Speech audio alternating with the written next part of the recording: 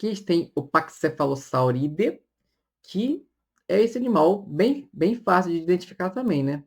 Ele tem esse cucuru aqui na cabeça dele, ele tem esse capacete, que é uma forma de proteção, claro, porque é um animal que não vai ser atacado por aqui. Tanto que ele também tem alguns espinhos aqui, ele tem essa região um pouco mais reforçada, né? Não tanto quanto os outros animais que a gente viu. Não um animal que era um animal armadura, como os outros. Mas também tinha esse reforço. Mas principalmente esse capacete que ele tinha. Uma forma de também disputar com outros machos, ou disputar contra inimigos, né? Ele dava realmente cabeçadas. Ele saía correndo e batia a cabeça. Provavelmente era isso mesmo a função desse tipo de estrutura. Mas assim, existe a possibilidade também de que, além de ser uma cabeçada propriamente dita, né? Se chocar contra outro, existe a possibilidade desse capacete não ser tão forte para batidas. Porém, ele poderia ser usado como disputas, só que em vez de correr e bater, eles se encostavam, né? E ficava cada um fazendo como se fosse um cabo de guerra, ao contrário, empurrando o outro com a cabeça.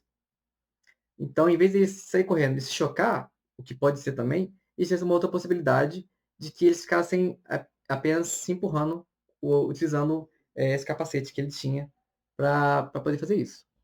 Esse também é um animal que tinha bico, né? O que vocês já viram que acontece, né? Principalmente nos herbívoros.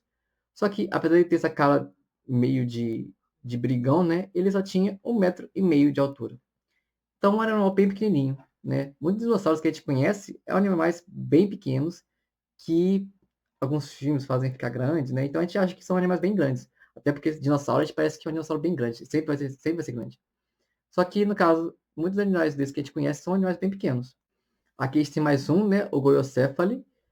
E aqui a gente tem também a característica dele, como essa carapaça, né? Essa armadurazinha na cabeça, apesar de não ser tão forte como a do outro, né? Do parente dele, mas também existia. Ele tinha essa cabeça para dar esse tipo de ataque, né? Ou de defesa. Ele tinha também essa outra característica, né? Que são esses filamentos. Filamentos que, assim como o que acontece no Protoceratops, são filamentos que não tinham aqui uma função bem clara, provavelmente não tinha nenhuma serventia, só que é uma característica que apareceu e eles não foi prejudicial a eles também. Então, se manteve. Né? Aqui eu coloquei algumas formas como tigrados, né? Essas listas, mas também é bem uma imaginação que eu tive, mas pode ser diferente.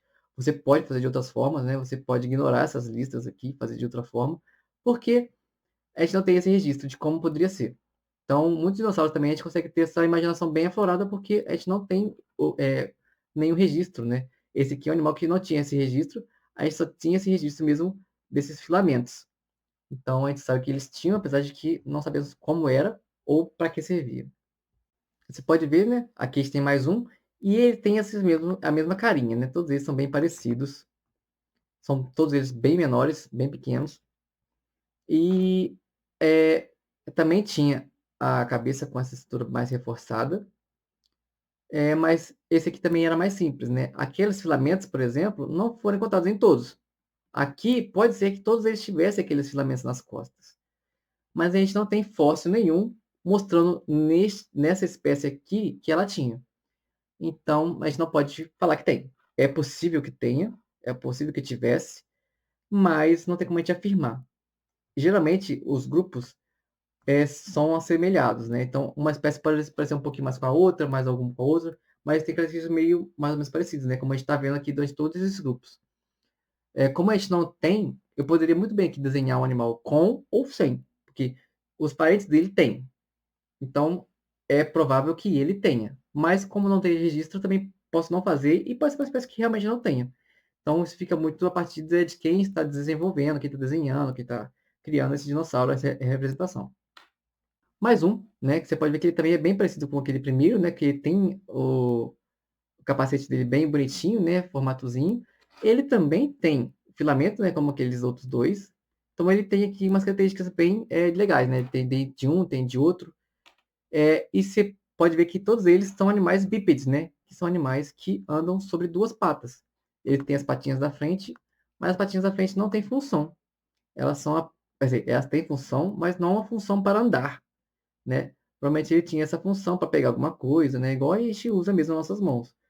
Mas, como para correr, né, é um animal herbívoro, né, é um animal que se alimenta de pastagens, né, mas é um animal que não tinha essa pata, não andava como um quadrúpede, né, ele não andava em 4 patas, não andava como se fosse uma vaca hoje em dia. Ele andava entre 2 patas, podendo então significar que ele corria muito ou que ele usava essas patas da frente para poder comer, para poder pegar alguma coisa. Também teve é possível, né, a gente conseguir ter os registros, né, a partir dos ossos, né, a gente consegue avaliar a força que tinha nesses ossos, nas estruturas do corpo. A gente sabe que esses animais tinham o pescoço reforçado. Então isso é mais uma forma que indica, né, que é possível que esses animais fizessem mesmo essa disputa entre um e o outro e pudessem usar realmente a cabeça dele como forma de briga, né, para brigar um com o outro, para poder disputar contra outros machos, contra predadores, para conquistar fêmeas, né. Todas essas possibilidades são bem reais.